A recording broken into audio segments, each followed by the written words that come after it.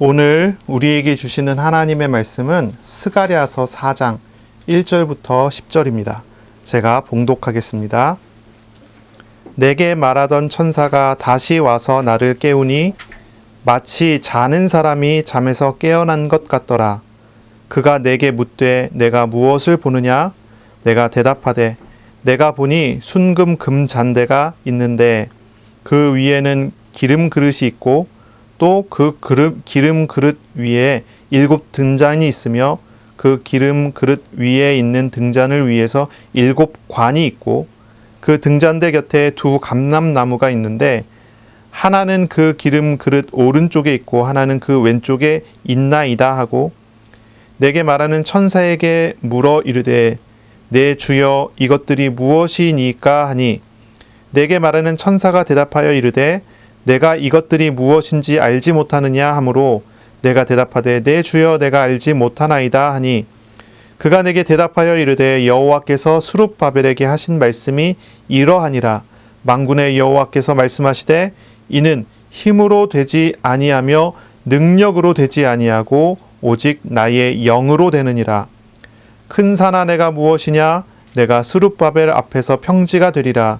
그가 머릿돌을 내놓을 때에 무리가 외치기를 은총이 그에게 있을지어다 하리라 하셨고 여호와의 말씀이 또 내게 임하여 이르시되 스룹바벨의 손이 이 성전의 기초를 놓았은즉 그의 손이 또한 그 일을 마치리라 하셨나니 만군의 여호와께서 나를 너희에게 보내신 줄을 내가 알리라 하셨느니라.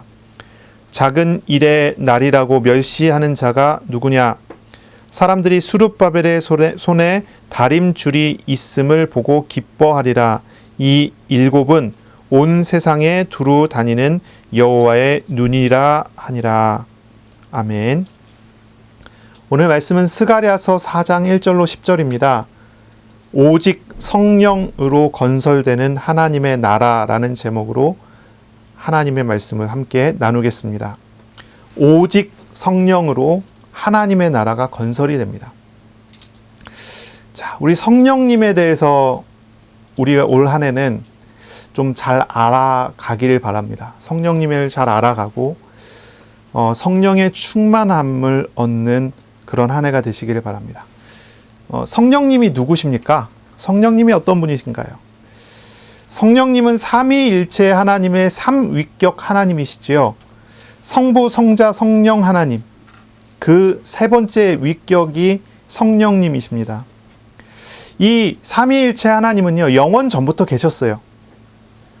그리고 이 삼위일체 하나님은 성부, 성자, 성령 하나님은 안 계신, 존재하지 않으신 시간이 없으신 분이세요. 그러니까 영원 전에 계셨고 영원 위에 계신 분이시죠.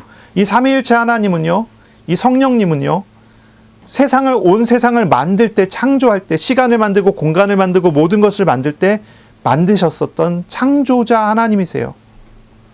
또한 이 성령 하나님은요, 우리가 구원받을 때에 구원 사역을 이루시는 구원자 하나님이시기도 하십니다. 신학에서 보면요, 이 삼위일체 하나님에 대한 이런 고백이 됩니다. 성부 하나님은 성자 하나님을 영원 전에 낳으셨습니다. 성부는 성자를 낳으셨어요. 영원 발생이라고 합니다. 그리고요, 성부 하나님과 성자 하나님에 의해서 성령 하나님이 발출되셨어요. 영원 발출이라고 합니다. 이게 신학적인 용어인데요, 잘 몰라도 돼요. 그냥 이런 게 있구나라고 생각하면 돼요. 이 삼위일체 하나님은요, 논리적인 순서적으로는 성부 하나님으로부터 성자가 나오셨고 성부와 성자로 말미암아 성령께서 나오셨어요. 하지만 누가 더 우위에 있고 누가 더 그보다 못하고 하지 않습니다. 이 세 분 하나님은 한 분 하나님이세요. 동일 본질이시고 세 위격으로 존재하시는 하나님이세요. 이걸 사실은 우리가 이제 고백은 하지만 이해할 수 있는 방법은 없습니다. 사람이 이해될 수 있는 그런 부분은 아니에요. 사람은 시간 속에 갇혀져 있고 공간 속에 갇혀져 있어요. 사람은 물질 속에, 육신 속에 가두어져 있는 것이 사람이기 때문에 영적인 것 잘 이해 못하게 돼 있어요. 이해할 수가 없죠. 특히나 하나님 잘 이해할 수 없어요. 참 신비한 것입니다. 물질 법칙 위에 있기 때문에 우리는 잘 이해하지 못합니다. 그냥 쉽게 생각하면 그래요. 삼위일체가 뭐냐? 하나님은 세 분이시라는 거예요. 또 하나님은 한 분이시라는 거예요. 어렵죠? 이분은 세 분이야. 이렇게 얘기하면요. 하나, 둘도 아니고 셋이라는 뜻이에요. 셋이라는 말 안에는 하나도 아니고 둘도 아니라는 뜻이 담겨져 있어요. 이것은 하나야 라고 했을 때는 둘도 셋도 아니라 하나라는 뜻이잖아요. 그런데 하나님은 삼위일체세요. 세 분이면서 한 분이세요. 이거를 설명하기 위해서 많은 사람들이 노력을 했어요. 그리고 그 노력해서 설명해낸 모든 설명들은 다 이단이 됐어요. 그러니까 뭐 이런 식의 설명이에요. 학교를 가니까 학생이고 집에 오니까 아버지고 교회를 가니까 목사다. 세 사람인데 한 사람이다. 이렇게 설명해요? 이건 이단이에요. 양태론이라고 그래요. 옷만 바꿔 입었을 뿐이라는 거죠. 그냥 한 분이나 다름없어요. 그냥 한 분인 거예요. 그래서 이거는 일신론이죠. 이렇게 되면 이단이 돼요. 우리가 구원을 받지 못해요. 성부 하나님이 십자가에 달려 죽어야 되는 상황이 벌어져요. 논리적으로도 우리가 구원을 얻을 수 있는 방법이 없어져 버려요. 실제로 우리 하나님은 그렇게 존재하시는 분이 아니세요. 아니면 이렇게 설명하는 방식이 있어요. 한 회사가 있어요. 그 회사에는 사장도 있고 부장도 있고 사원도 있어요. 근데 그 회사예요. 이렇게 설명하는 방식이 있어요. 이건 삼신론이에요. 삼신론. 이것도 이단이 돼요. 성자께서 하나님과 성부 하나님과 동일 본질이 아니시라면 우리를 위해서 죽으시는 십자가 부활이 우리의 구원의 문제가 해결되지가 않는 거예요. 하나님은 한 분 아니세요. 하나님은 세 분 아니세요. 근데 한 분이시고 세 분이셔야 돼요. 그래서 우리가 이건 논리적으로 이해가 될 수 있는 부분이 아니에요. 신비한 부분이에요. 우리가 육신을 떠나 죽어서 천국에 가면 이해될 수 있을지 모르겠어요. 근데 우리가 지금 상황에서 이해할 수가 없고요. 논리로 설명할 수가 없어요. 사람의 논리는 물질적인 게 가두어져 있기 때문에 그럴 거예요. 그래서 우리는 이것을요, 이해하지는 못해요. 하지만 우리는 믿어요. 왜 이걸 믿습니까? 이 삼위일체 하나님이 삼위일체의 모양대로 우리에게 찾아오셔서 우리를 만나주시고 우리하고 인격적인 교제를 이루시기 때문에 우리는 그분이 하나님이 그렇게 계시고 그렇게 사역하시는 분인 줄 알아요. 그래서 우리는 그것을 믿는다라고 얘기를 해요. 이해할 수는 없습니다. 물론 이제 철학적으로는 그런 표현도 쓰죠. 우리가 이해할 수 있다면 하나님이 아니다. 뭐 이런 표현도 쓰기도 해요. 뭐 불가지론 뭐 얘기 나오기도 하고 막 여러 가지 얘기가 나오는데 분명히 그렇습니다. 우리 성령님에 대해서 우리 이해를 해야 돼요. 성령님 어떤 분이십니까? 삼위일체 하나님의 세 번째 위격이세요. 하나님, 성부 하나님, 성자 하나님과 동일 본질이세요. 근데 이 성령님은 도대체 어떤 분이신가요? 우리가 성령님에 대한 이야기는 표현은 많이 하잖아요. 성령께서 우리 마음에 오셨다. 성령께서 우리를 인도하신다. 성령께서 우리에게 역사하신다. 성령으로 충만케 하신다. 이런 표현을 많이 썼는데 성령님이 누구신가요? 아, 성령님이 하나님이세요. 그럼 우리가 알았어요. 방금 우리가 이야기했죠. 이 성령님이 어떤 분이십니까? 어떤 사람들은 이 성령님을 하나의 능력으로 생각해요. 파워로 생각하는 거죠. 그래서 인격적인 하나님으로 생각하지 않고 그냥 능력으로 생각하는 거예요. 도구로 생각하는 거예요. 성령님은 성부, 성자 하나님의 도구다. 이렇게 생각하는 겁니다. 그래서 어떻게 합니까?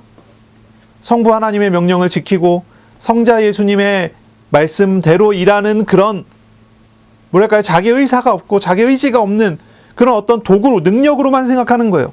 하지만 성령님은 그러신 분이 아니죠. 성령님은 분명히 인격적이신 하나님이십니다. 성령님을 도구처럼 대하는 것은 하나님께 죄를 범하는 거예요. 요한복음 16장 13절 14절에 보면요. 성령에 대해서 예수님께서 말씀하시면서 이렇게 얘기하세요. 그가 자신에 관하여 말하지 않고 내게 영광을 돌리리라 라고 했어요.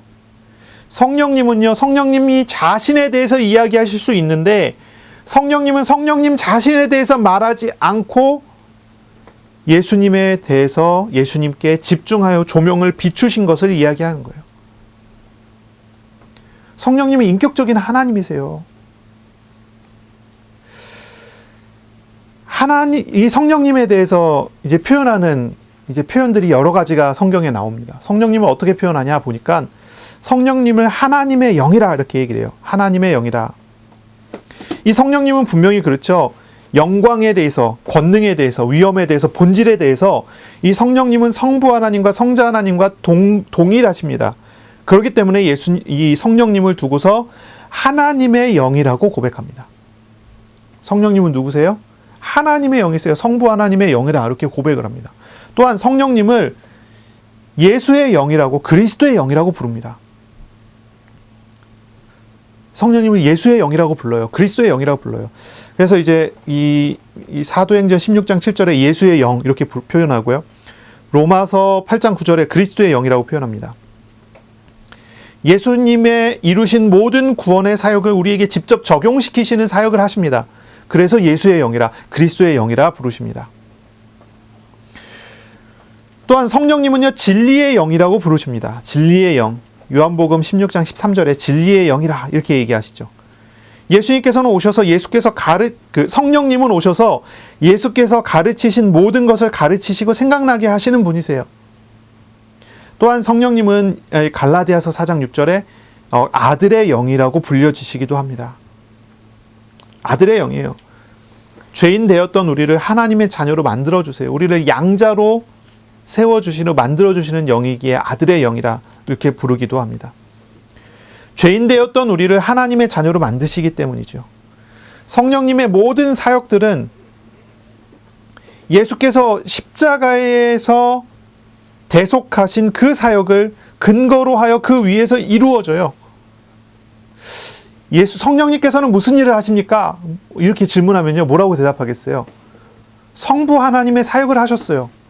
성자 예수님의 사역을 하셨어요. 이 성령님은 겸손히 자기 자신을 드러내지 않고 하나님의 일을 하신 하나님이세요. 성부 하나님과 성자 하나님의 일을 하신 하나님이세요. 이렇게까지 얘기합니다. 성령님은, 성령론은, 성령에 대한 메시지는요, 사역은요, 오순절 사건 이후로는 그리스도론과 같다. 이렇게 표현합니다. 서철원 교수가 그렇게 얘기를 했는데,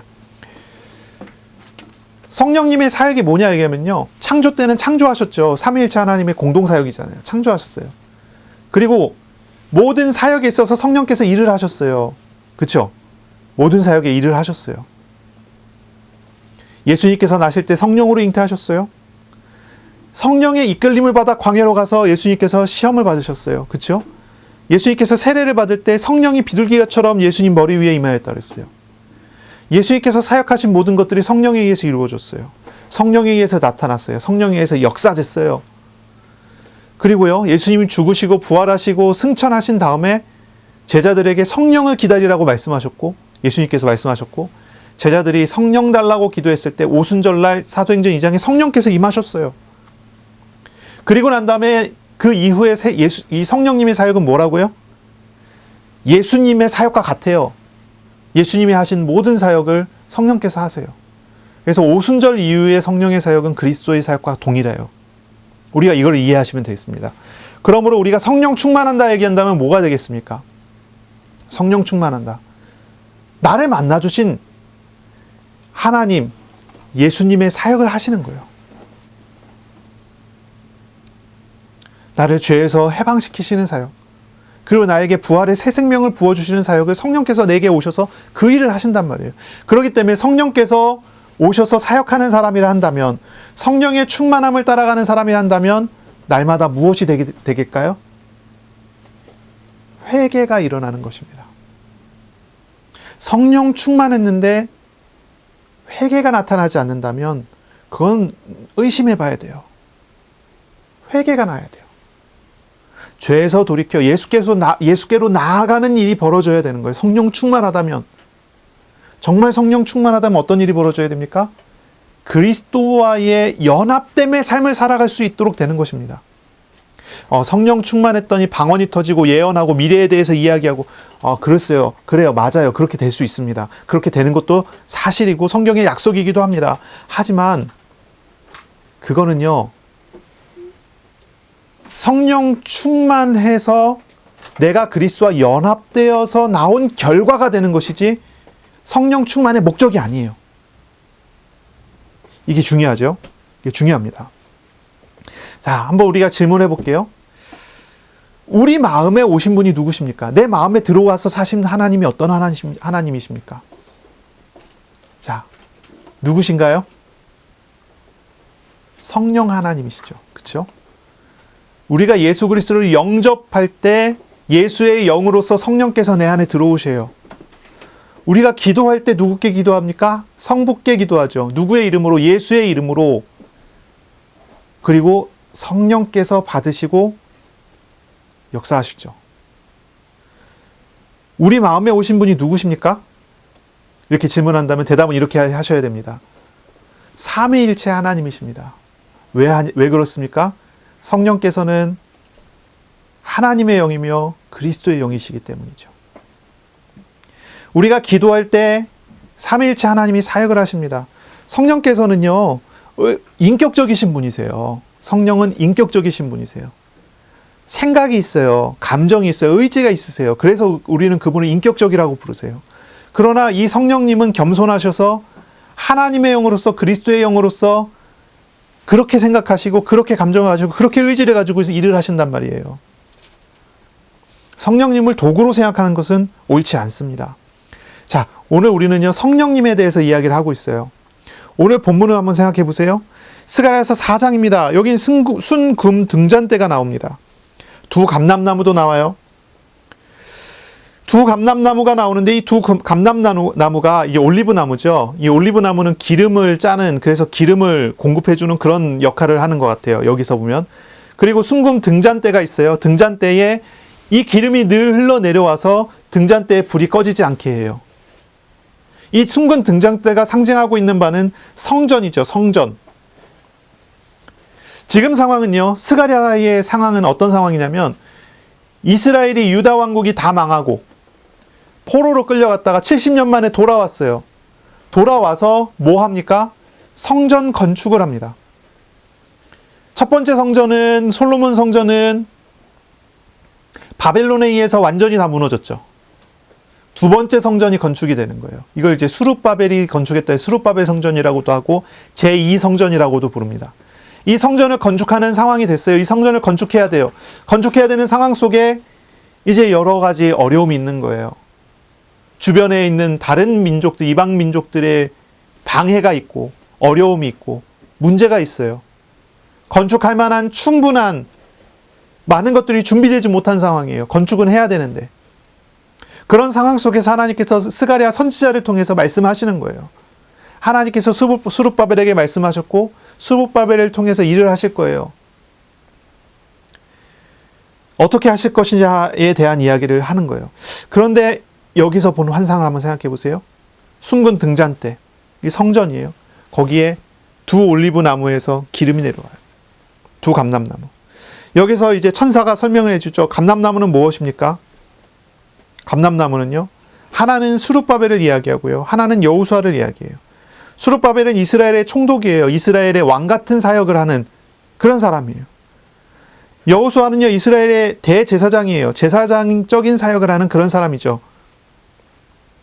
이 두 감람나무로부터 기름이 흘러나와요. 그래서 성전 불이 밝혀져요. 성전은 건축이 되고 세워질 거는 분명해요. 성전이 건축되고 세워질 건데 그 성전은요, 하나님이 허락하여 세우신 왕 같은 사역자와 하나님이 허락하여 세우신 제사장적인 사역자를 통해서 성전은 불이 밝혀지고 성전의 역할을 할 수 있어요. 자, 다시 이제 설명하면요. 스룹바벨과 여호수아는요, 그리스도의 예표로서의 사역을 해요. 스가랴는 선지자로서의 말씀을 선포해요. 자, 여기 안에, 이 본문 안에 선지자의 사역, 제사장의 사역, 왕의 사역이 다 포함이 됩니다. 성전은 이렇게 세워져야 돼요. 성전이 세워지는 것은요, 바로 그리스도의 사역의 예표인 거예요. 그리스도의 삼중직을 생각나게 하죠. 선지자, 제사장, 왕적인 사역을 통해서 이루시는 것은 성전의 건축이에요. 하나님 나라의 건설을 이야기를 해요. 그러면서 이 사역이 어떻게 이루어진다고 얘기하냐면 6절에 보시면 이야기하십니다.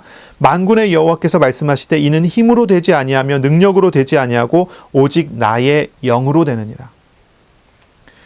성령께서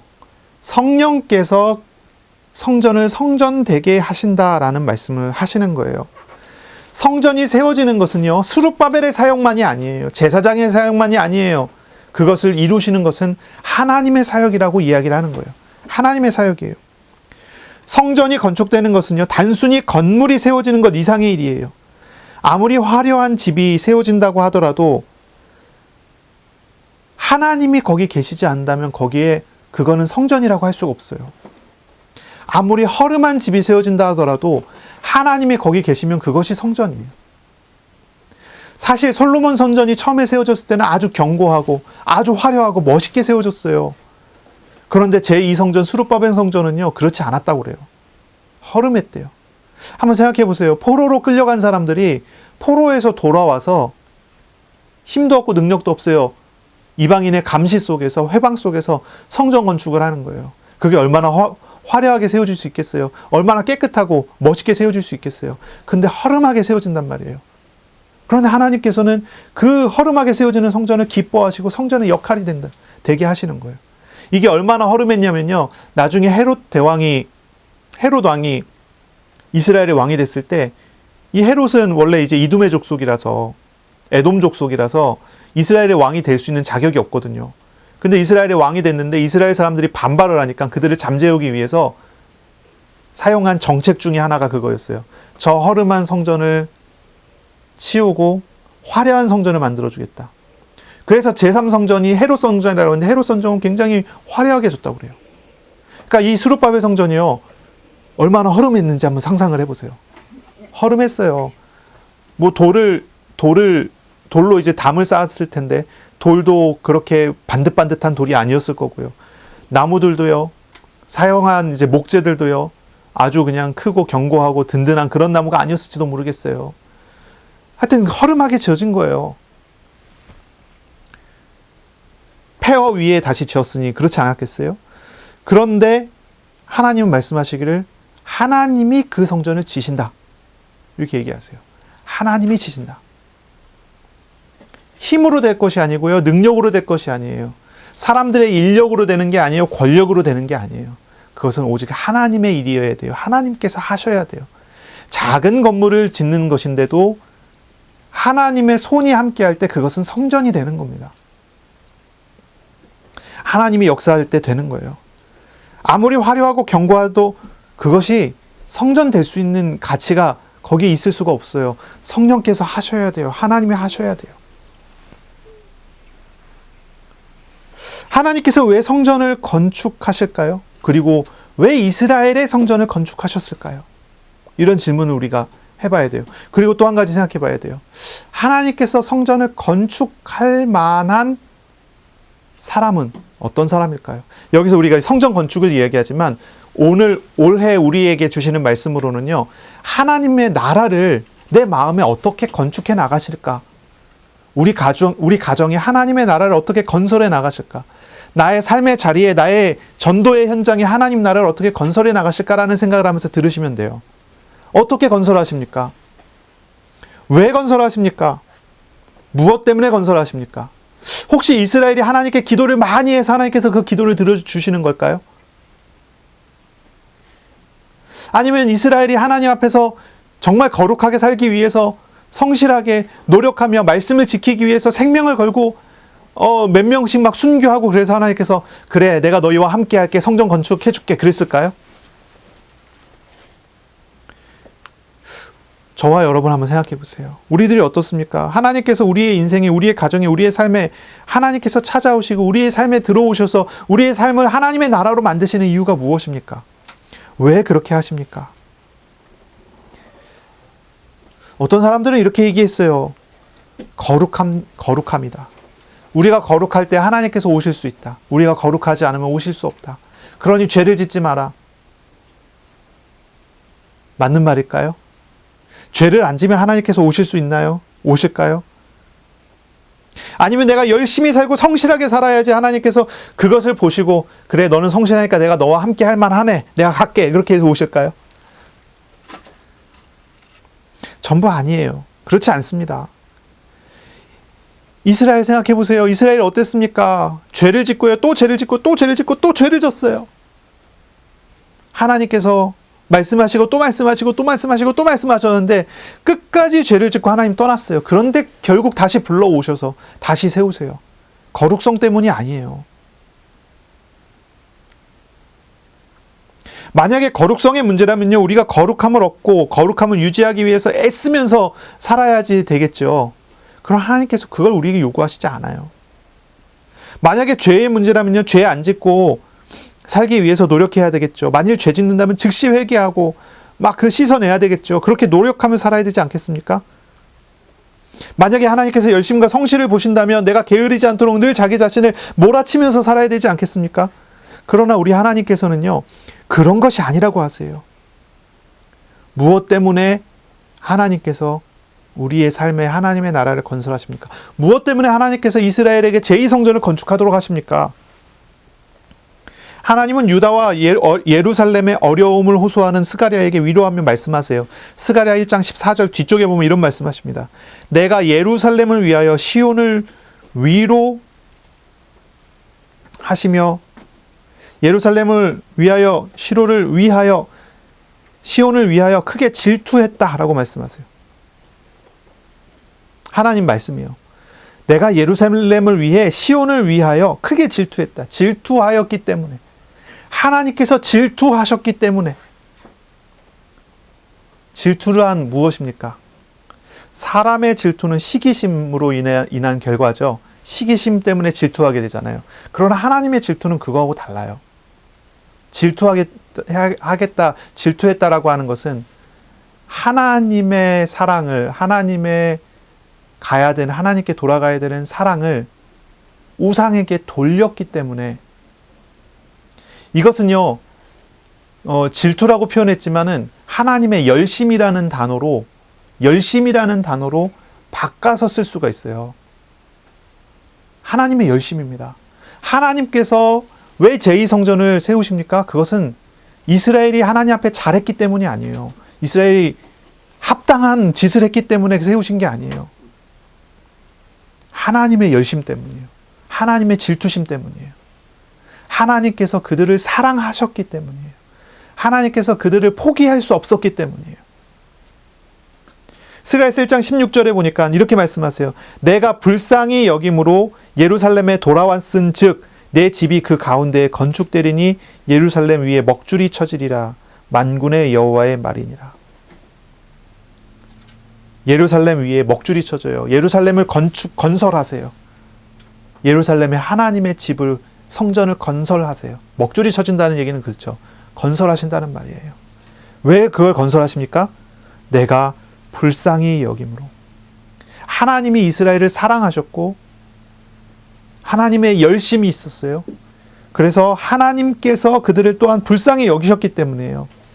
그래서 이 성전을 건축하게 하신다는 거죠. 이유가 우리에게 있는 게 아니라요, 하나님께 있어요.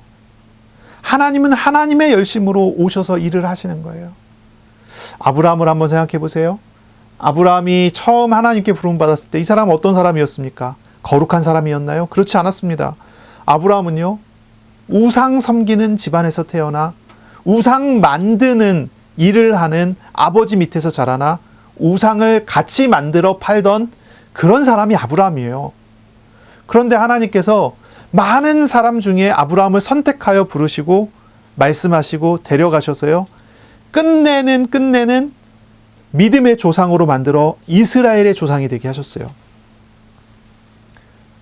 아브라함이 잘했기 때문에 이스라엘의 조상이 된 게 아니고요, 믿음의 조상이 된 게 아니고요, 하나님의 열심이 아브라함을 결국 믿음의 조상 되게 만들었어요. 아브라함은 끝없이 불신앙하고 또 불신하고 또 불신앙, 계속 그 불신앙만 반복했던 사람이에요. 그런데 그 불신앙을 받으시고 믿음을 주시고, 그 불신앙을 받으시고 일을 하셔서 신앙을 주시고, 이걸 계속 하셨어요. 결국은 아브라함은 자기 자신을 내려놓고 하나님 앞에 믿음으로 나아가게 된 거죠.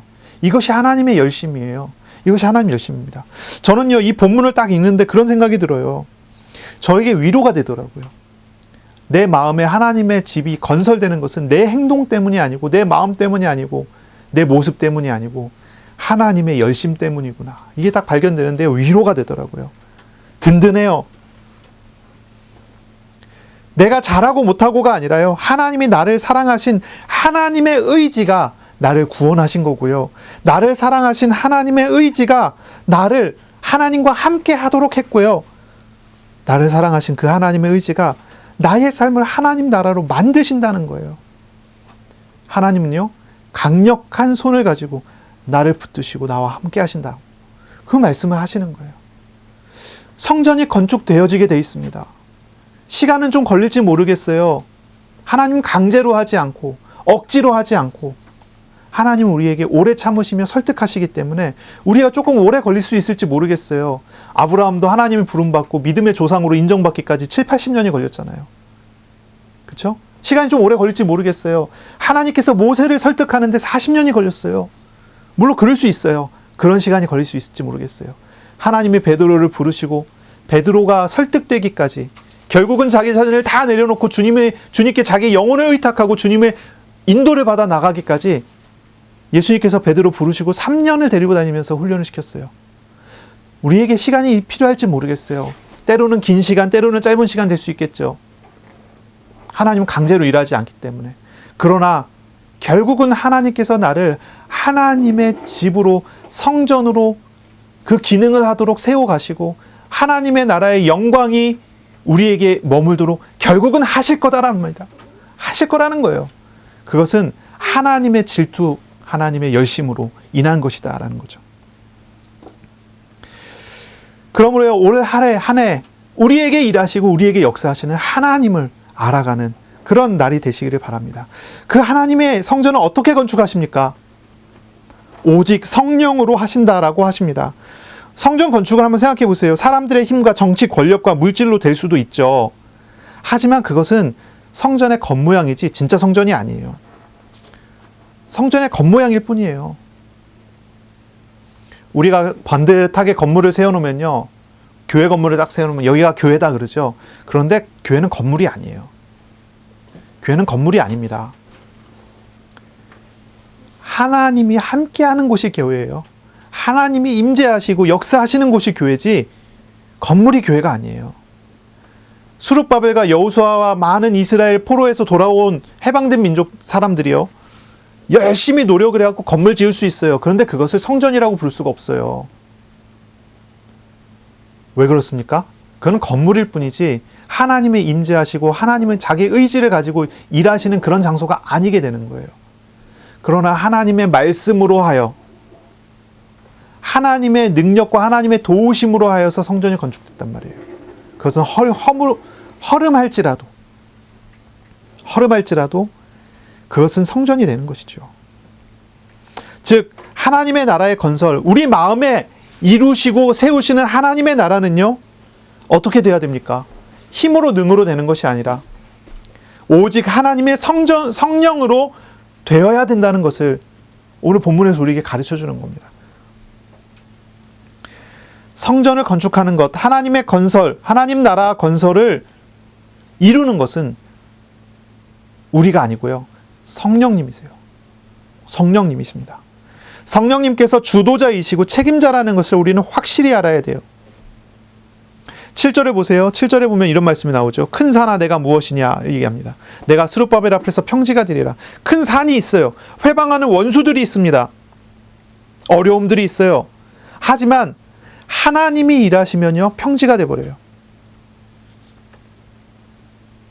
아무리 어려운 일이 나타난다고 하더라도요, 성령의 일하심 속에서는 넉넉히 이기는 결과를 당연히 보게 되는 것입니다. 우리의 삶을 하나님께서 하나님의 나라로 만드시고 하나님의 나라로 건설해 나가셔요. 여기에 어려움들이 있을 수 있어요. 나의 힘으로는 안 돼요. 나의 능력으로도 안 돼요. 잠깐 열심히 노력하고 한다면요, 겉모습은 조금 될 것처럼 보일지 몰라도요, 알맹이가 없어요. 의지력이 대단한 사람이라면요, 교회 나와서 신앙생활 시작하면서 새벽 기도부터 시작해갖고 철야 기도까지, 그렇죠? 모든 것을 다 쏟아 부어서 교회 생활 할 수 있어요. 그렇죠? 조금만 의지력이 있으면. 좀 우스갯소리로 이런 얘기를 해요. 의사가 교회 등록해서 나와서 새벽 기도를 6개월만 하면요, 교회에서 장로님 세운다고 그러는데요. 새벽 기도하는 것이 믿음의 반영이라고 생각하나 봐요. 근데요, 의사쯤 되는 사람은요, 자기 삶의 규모가 있기 때문에 새벽에 나오는 게 어렵지 않아요. 그게 믿음이라 할 수 있겠습니까? 겉모습은 믿는 사람의 모습을 할 수 있어요. 겉모습은 믿는 사람의 모양을 할 수 있어요. 새벽 기도도 나가고 기도도 열심히 하고, 또 머리가 좀 좋고요, 뭐 좀 똑똑한 사람은요, 교회 생활에 대한 이론 정립을 잘 해갖고요, 교회 생활 이렇게 하면 돼, 저렇게 하면 돼, 누가 물어보면 이렇게 대답하면 돼, 기도하라 그러면 이런 논리를 가지고 이렇게 기도하면 돼 해갖고요, 겉모습은 완벽하게 신앙생활을 하는 사람처럼 만들 수 있어요. 근데 그것이 하나님의 성전됐다고 이야기할 수 있냔 말이에요. 아니라는 거죠. 그것이 하나님의 성전된 게 아니에요. 그 사람 마음에 삼위일체 하나님이 계시냐 안 계시냐, 그게 성전의 기준이에요. 그러면 이 사람이 기도도 잘 못하고, 이 사람이 뭐랄까요, 교회 생활에 대해서 잘 알지 못하고, 좀 어리버리하고, 그래도 하나님의 성전이죠. 하나님이 열심히 이 사람을 결국은 하나님의 집으로, 하나님이 함께하는 하나님의 사람으로, 하나님의 나라로 이 사람의 마음을 천국으로 만드셔요. 어디가 기준입니까? 하나님의 성령께서 그 사람에게 계시느냐, 그리고 그 하나님께서 그 사람에게 하나님의 열심으로 일하시느냐 하는 거예요. 이게 기준이라는 것을 알아야 돼요. 하나님의 성전이 어떻게 됩니까? 하나님의 성전이 될 수 있는 것은요, 예수님 영접하면 되죠. 예수님 영접하면 하나님께서 오셔서 함께하게 되잖아요. 약속의 말씀을 보면요, 요한복음 14장에 우리의 마음에 찾아오시는, 예수 그리스도의 이름으로 예수님 영접해서 우리 마음에 찾아오시는 성령님은, 하나님은요, 떠나지 않고 함께 하신다고 이야기해요. 그렇죠? 예수님 영접할 때 하나님께서 내 마음에 오셔서 나랑 함께 하시고 영원히 떠나지 않고 함께 하셔요. 그것을 구원이라고 불러요. 하나님이 오시는 거예요. 그런데 우리는 여기서 한 가지 더 질문을 해봐야 돼요. 어떻게 해야 내 마음과 나의 삶이 하나님의 성전다운 좋은 집이 될 수 있을까? 예수님이 영접하는 순간 하나님의 집이 됐어요, 이미. 예수님을 영접하는 순간 하나님이 내 마음에 들어오셨어요. 떠나지 않아요. 구원이 왔어요. 천국까지 결국 하나님이 나를 데리고 가실 거예요. 근데 여기서 우리의 질문은요, 어떻게 성전이 되느냐에서 한 발짝 더 나가서 성전다울 수 있느냐, 어떻게 해야지 내가 하나님의 성전다운 사람으로서 살 수가 있냐는 거죠. 올 한 해 우리의 기도 제목은 그거여야 돼요. 올 한 해 우리의 기도 제목은 내가 하나님의 나라를 하나님 나라답게 누리는 성도가 돼야 되는 거죠. 어떻게 해야 될까요? 그것은 오늘 우리에게 주신 말씀과 같아요. 오직 성령으로 되는 것입니다. 내가 하나님의 집다운 집이 되는 것은요, 힘으로 되는 것 아니에요. 내 능력으로 되는 거 아니에요. 성령 충만으로 되는 것입니다. 내 삶이, 내 마음이 내가 아닌 하나님께서 주인 되는 것을 인정하고 그것을 수용하는 것으로 성전다운 집이 되는 것입니다. 어떤 사람들은요, 자신의 노력으로 하나님 나라를 누리려고 해요. 바리새인들은 율법과 전통을 지켜서 행하는 방식으로 하나님 나라를 자꾸 추구했었죠. 그래서 내가 열심히 말씀을 다 지켜서 행하면 천국이 내게 오지 않겠느냐, 내가 천국 가지 않겠느냐. 그러나 그것이 아니었습니다. 또 어떤 사람은요, 기도하면서요, 하나님께 매달리고 간절히 기도하고 기도 분량을 쌓아서 하나님의 나라의 응답을 얻을 수 있을 거라고 생각하고 그렇게 노력하는 사람들도 있습니다. 그러니까 내 노력으로 된다는 거예요. 내가 율법 지키고, 내가 기도하고, 내가 이렇게 하고 저렇게 하고, 내가 부정적인 율법을 죄된 것을 다 제거해버리고 내가 긍정적으로 하나님께서 더 나아가기 위해서 기도하고 애쓰고 노력하고 하면 부정적인 죄를 없애고 하나님께 더 나가는 기도하면 하나님께서 내게 하나님 나라를 주시지 않겠느냐. 그러나 하나님 나라를 누리는 방식은 이런 것으로 되는 게 아니죠. 하나님의 나라는요, 힘으로 능으로 되지 않고 오직 성령으로 되는 것입니다. 성령 충만은요, 성령님께서 오셔서 우리의 마음과 생각을 다스리시는 거예요. 그렇죠? 성령님께서 우리 가운데 오셔서 우리 자신의 충만하게 임하시는 것을 성령 충만이라고 해요. 그 성령 충만이 될 때, 주님의 마음을 품고 주님의 생각을 품어가게 될 때, 내가 내 의지로, 내가 내 생각으로, 내가 내 마음으로 주님께 나 자신을 온전히 내어드릴 때 하나님의 집으로서의 역할을 하게 되고 천국을 누리는 사람으로서의 삶을 살게 되는 거죠. 우리의 마음과 우리의 삶에 하나님의 나라를 하나님 세우세요. 그걸 어떻게 우리가 누려나갈 수 있겠습니까? 우리는요, 겸손히 하나님이 주인 되심을 알고 자기 자신을 내려놓는 사람이 되어야 됩니다. 바로 그 행위가 무엇입니까? 기도입니다. 기도. 올 한 해 저와 여러분은 기도자가 되시길 바랍니다. 예수님께서 공생의 사역하시며 마지막 주간에 성전에 올라 성전 청소하셨죠. 예수님께서 성전을 청소하시면서 말씀하셨어요. 내 집은 기도하는 집이다 라고 말씀하셨어요. 성전이 성전되는 것은요, 성전이 성전의 역할을 하는 것은요, 그 성전에서 참 기도가 되어질 때입니다. 참 기도가 될 때예요. 내 마음을요, 기도의 장소로서 성전을 성전되게 하는 겁니다. 내가 혼자 있을 때나, 가정에 있을 때나, 교회에 있을 때나, 직장에 있을 때나, 가는 곳마다 기도의 장소가 되고, 하나님께 나를 맡기는 장소가 되고, 하나님 앞에 무릎 꿇는 장소가 되는 것입니다. 하나님께서 우리의 가는 곳마다 하나님 나라와 하나님의 통치를 보이실 것입니다. 그렇다고 해서 성령 충만이 내가 로봇처럼 내 생각이 없어져서 로봇처럼 시키는 것만 하는 것이 성령 충만은 아니에요. 하나님은 우리가 로봇 되기를 원하지 않습니다. 하나님은 아담에게 자유의지를 주셨잖아요. 하나님과 교제하기를 원하셨잖아요. 하나님께서는 우리와 인격적인 교제를 나누시기 원하세요. 진정으로 하나님의 나라를 누리는 사람은요, 어떤 사람입니까? 인격적으로 나아가는 사람이, 인격적인 교제가 되는 사람이에요. 우리가 하나님 앞에서 정말 기도자로서 가는 곳마다 하나님 앞에 나 자신을 내어드려야 하지만 그 내어드림이 기계적인 것이 아니고요, 인격적인 것이어야 돼요. 하나님께서 아브라함을 부르시고 7, 80년을 데리고 다니면서, 함께 하시면서 하나님이 열심으로 아브라함을 계속 설득하셨던 걸 기억하세요. 하나님께서 아브라함을 강제적으로 일하지 않았어요. 강제적으로 아브라함을 휘두르지 않았어요.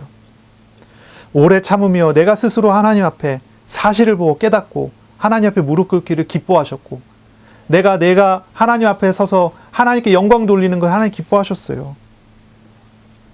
하나님의 나라를 정말 누리는 사람은요, 내가 나의 기쁨으로, 나의 사랑으로, 나의 자원하는 마음으로 하나님과 교제하는 그런 것입니다. 그것을 하나님께서 요구하는 사랑이고 그런 모습이라는 거죠. 정말입니다. 자기 자신을 내려놓고 기도하는 사람, 인격적으로 하나님과 교제하는 사람은 하나님께서 그의 나라의 그 사람의 삶에 하나님의 나라를 건설하여 주시는 것을 우리는 경험하게 되고 누리게 될 것입니다. 그럼 올 한 해 정말로 하나님 앞에 기도자가 되세요. 인격적인 참 교제가 이루어지는, 기쁨으로 교제가 되어지는 그런 한 해가 되도록 기도하시기를 바랍니다. 우리 가운데 오신 성령님께서는요, 우리에게 일을 하실 것입니다.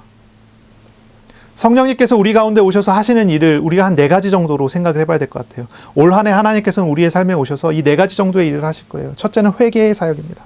회개. 성령께서 행하시는 사역에 가장 중요하기도 한 사역입니다. 성령님께서는 오셔서요, 우리의 죄를 깨닫게 하시고, 그러므로 하나님께 돌아오도록 하시는 그런 사역을 하세요. 죄인들이 회개하는 것은 오직 성령의 깨닫게 하시는 사역을 통해서만 돼요. 성령이 아니고서는 우상에서 돌이켜 하나님께로 나올 수가 없어요. 로마서 8장 26절에 우리 속에서 말할 수 없는 탄식으로 간구하시는 주님께서 우리가 주님께 돌아오도록 도우시죠.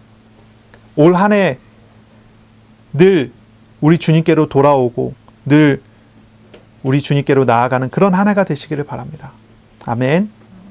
두 번째, 우리에게 오셔서 행하시는 하나님의 사역, 성령의 사역은요, 그리스도와의 연합됨을 누리도록 하는 사역입니다. 그리스도의 연합됨을 누리도록 하는 사역. 우리가 예수님이 영접할 때 이미 그리스도와 연합이 됐어요. 그러나 그 연합된 삶을 누리지는 잘 못하죠. 그 연합된 삶을 누리도록 하는 사역을 성령께서 하세요. 갈라디아 2장 20절을 보시면요. 어떻습니까? 사도 바울은 고백하잖아요. 내가 그리스도와 함께 십자가에 못 박혔나니 죽었다 그랬습니다. 내가 이제 사는 것은 나를 사랑하사 자기 몸을 십자가에 내어주신 예수와 함께 사는 것이다. 그리스도와 연합은 무엇입니까? 십자가에 죄인된 과거의 나를 못 박아 죽이는 것입니다. 그리고 예수와 함께 새롭게 사는 것을 그리스도의 연합이라고 합니다. 그리스도와 예수님과 하나 되는 것을 그리스도의 연합이라고 그래요. 그리스도의 연합은요, 예수님 영접했을 때 단번에 이루어지지만 이제 그것을 누리도록 하는 사역을 성령께서 하세요. 자, 여기에서 여러 가지 이제 잘못된 이론들이 조금 있어요. 한번 이해할 필요가 있어요. 그래서 잠깐 언급할게요. 그리스도와의 연합이라고 그러면요, 어떤 사람은 이렇게 생각해요. 그리스도와 나와 만나서 내가 완전히 없어져 버리고 내가 그리스도께 흡수돼 갖고 없어져 버린다. 그래서 그리스도께서 내게 오셔서 내가 그리스도가 되겠네? 이거는요, 범신론적인 거예요. 범신론적인 거예요. 가짜예요. 나는 완전히 없어지고 내 생각도 내 의지도 다 없어져 버리고 내가 그리스도가 내 안에 오셔서 내가 그리스도께 흡수돼 버렸다. 잘못된 거예요. 또 반대로 생각하기도 해요.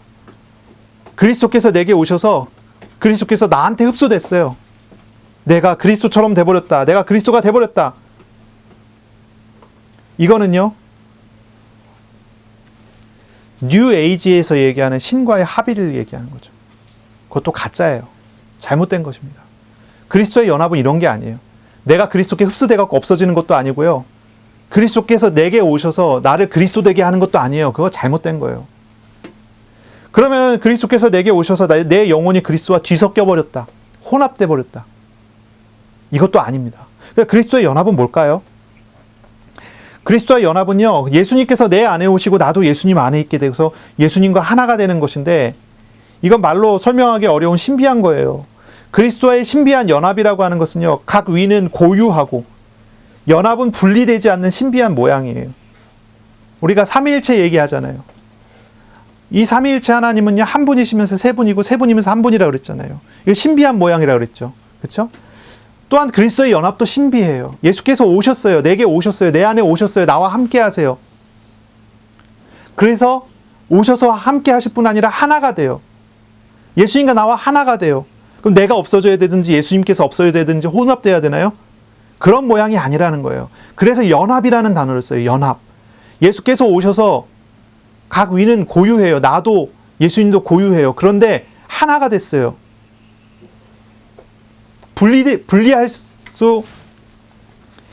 분리되지 않아요. 하나가 됐어요. 근데 각 위는 고유해요. 신비해요. 우리가 이해할 수는 없지만 그렇게 존재하고 있어요. 그것을 이제 그리스도의 연합이라고 불러요. 이 그리스도의 연합은요, 죄에서 해방되는 것과 부활에 참여되는 비밀이 여기 담겨져 있어요. 바로 그리스도와 연합될 때 우리는요, 그리스도의 십자가의 죄를 못 박아버리는, 그래서 죄에서 해방되는 모양을 갖게 되고요. 그리스도의 부활에 참여되어 생명의 영생을 누리고 하나님 나라를 누리는 비밀이 그 안에 있는 거예요. 참 말하기는 참 어려운 부분이고 이해하기도 참 어려운 부분이긴 하지만요, 성령께서 우리 가운데 오셔서 행하시는 사역으로서의 이 그리스도의 연합을 생각하시기 바랍니다. 하나님께서는 우리에게 올 한 해 약속하시는 말씀입니다. 올 한 해 참된 연합됨을 누리도록 하실 거예요. 죄에서의 해방뿐만 아니라 그리스도 안에서의 자유와 영생을 누리는 비밀을 얻게 하실 것입니다. 세 번째입니다. 우리 가운데 오셔서 하시는 하나님의 사역, 성화입니다. 성화. 거룩하게 하시는, 거룩에 이르게 하시는 하나님의 성령의 사역이시죠. 성화라는 단어의 사전적인 정의는 그렇습니다. 성도의 마음과 삶 속에서 지속되는 하나님의 사역, 즉 거룩함 가운데 자라나는 과정으로 개인의 성품과 삶 가운데 실제적인 변화가 나타나는 것이라고 해요. 어렵죠? 말이, 단어가 어렵죠? 우리 어린이들이 이야기 어려운 부분인데, 하나님께서 우리 마음에 오셔서 계속 일을 하세요. 어떻게 일을 하실까요? 우리의 성품과 우리의 삶이 실제적인 변화가 나타나도록 일을 하세요. 그걸 성화라고 그래요. 성화. 그래서 이건 우리가 거룩함에 이른다 이런 뜻인데요. 거룩함에 이른다.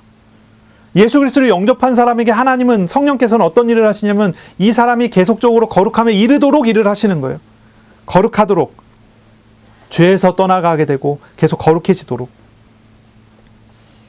이 성화는요, 세상을 떠나가기까지, 예수 믿는 사람이 세상을 떠나가기까지 세상을 살아가면서 날마다 하나님의 도우심을 따라서 날마다 거룩함에 이루는 삶의 구원을 누리는 것입니다. 하나님 우리에게 오셨어요. 날마다 우리에게 일을 하세요. 구원 누리도록. 그게 성화예요. 이 성화를 생각할 때 점진적으로 점점 사람이 점점점 상승해서 결국은 완전히 거룩해진다라고 생각한다면 이 성화는 잘못 이해한 거예요. 그렇지가 않아요. 우리는 평생 우리는 죄에서 떨어질 수 없어요. 평생 우리는 우상에서 떨어질 수 없을 거예요. 왜냐하면 육신 가운데 살고 있는 이상 어쩔 수 없어요. 하지만 우리는 평생 우리가 가지고 있는 죄와 우상의 문제를 가지고 있지만 평생 우리를 날마다 도우시는 하나님 안에서 평화를 누리게 되고요. 하나님의 도우심 안에서 우리는 거룩함을 누리게 돼요. 그것을 성화라고 불러요. 삶에서의 구원을 누리는 방법입니다. 그것이 올 한 해 있으시길 바랍니다. 우리를 향한 하나님의 성령의 사역은요, 또한 우리가 증인되도록 하시는 사역입니다. 증인. 사도행전 1장 8절입니다. 오직 성령이 너희에게 임하시면 너희가 권능을 받고 예루살렘과 온 유대와 사마리아와 땅끝까지 이르러 내 증인이 되리라 말씀하셨어요. 우리에게 오신 성령께서는요, 충만히 역사하시면서요, 우리의 삶의 증거를 주시고 우리를 증인되게 하실 거예요. 올 한 해 우리 주변, 우리 가족, 사랑하는 사람들을 구원하시는 성령의 역사를 기대하고 기도하시기 바랍니다. 하나님의 일을 보시기를 바랍니다. 우리에게 이루실 하나님의 성령의 사역을 5가지, 4가지를 이야기했어요. 첫째, 회개. 두 번째, 그리스도와의 연합됨. 세 번째, 성화. 네 번째, 증인됨입니다. 우리 성령께서 우리 삶에, 우리의 현실 가운데 이러한 일을 이루시기를 바랍니다. 하나님의 나라를 세우시는 것은 오직 성령으로, 성령의 충만함으로 세우십니다. 그리고 이 하나님의 나라는요, 이 4가지의 증거로 우리와 함께하고 우리에게 역사될 것입니다. 올 한 해는요, 정말입니다. 가는 곳마다 성령 충만으로 하나님 나라를 누리는 복이 있으시길 바랍니다. 겸손히 하나님이 주인 되심을 알고 자기 자신을 내려놓아 기도하는, 하나님께 나 자신을 가는 곳마다 내려놓고 하나님께 맡기는, 기도하는 그런 해가 되시기를 바랍니다. 홀로 있을 때나 가정이나 교회나 직장에 있을 때나 가는 곳마다 기도의 장소로 삼고 하나님 앞에 무릎 꿇는 한 해가 되세요. 하나님께서 우리의 가는 곳마다 하나님의 나라와 통치를 보이실 것입니다. 정말로 하나님과 인격적인 교제가 온전히 회복되시길 바랍니다. 하나님의 열심을 알고 하나님의 사랑을 알고 거기에 붙잡히고, 그리고 주님의 사랑과 함께 우리 자신이 하나님께 기쁨으로 하나님께 나아가 하나님과 교제하고 나눔을 갖는 시간이 되시기 바랍니다. 성령님께서 우리의 삶에 하나님의 나라를 건설하시는 것을 보여주실 것입니다. 우리의 주님의 통치하심이 나의 삶에 하나님의, 나의 가정에, 나의 주변에, 나의 직장에, 나의 모든 삶의 현장에 하나님의 역사하심이 임한 것을 경험하시기를 바랍니다. 자, 올 한 해 또한 나눌 말씀들을 한번 생각해 보면요, 누가복음의 후반부가 되겠죠. 그렇죠? 작년에 1월 1일 예배드리고 시작한 것이 누가복음 1장부터 시작을 했었는데, 올해는 이제 누가복음 이제 그 12장 그 뒤쪽 부분을 올해 한 해 우리가 나누게 될 거예요.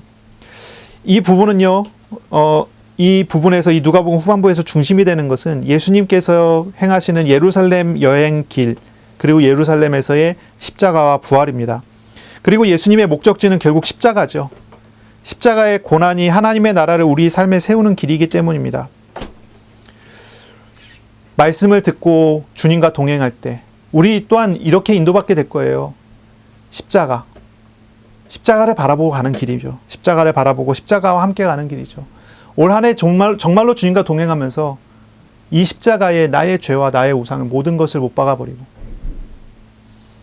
이 십자가의 길을 겸손히 걸어가시는 예수님과 함께함으로 참된 영생과 참된 생명을 누리는 복이 있으시기를 바랍니다.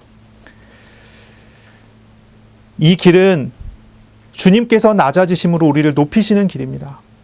우리를 설득하시고 우리를 하나님의 영광 가운데 부르시는 바로 그 길입니다. 성령 충만을 누림으로 이 길을 따라가시기를 바랍니다. 회개함으로 성화에 이르는 한 해, 그리고 그리스도의 신비한 연합됨을 누리는 복된 한 해가 되시기를 예수님의 이름으로 축원합니다. 아멘. 기도하겠습니다. 하나님 감사합니다. 오직 성령으로 하나님의 나라를 세우시고 이 하나님의 나라를 누리도록 인도하시니 감사합니다. 올 한 해 정말로 우리 모두가 기도자가 되며 주님 앞에 서게 되는, 주님 앞에 인도받게 되는 그런 한 해 되게 하여 주옵소서. 성령께서 우리 가운데 행하시는 모든 일들과 역사들을 보고 나 자신을 내어드리며 참으로 주님과 연합됨에 복된 한 해 되게 하여 주옵소서. 예수 그리스도 이름으로 감사하며 기도합니다. 아멘. 우리 구주 예수 그리스도의 은혜와 하나님의 사랑하심과 성령의 교통하심이 이제로 영원까지 항상 함께 있을지어다. 아멘.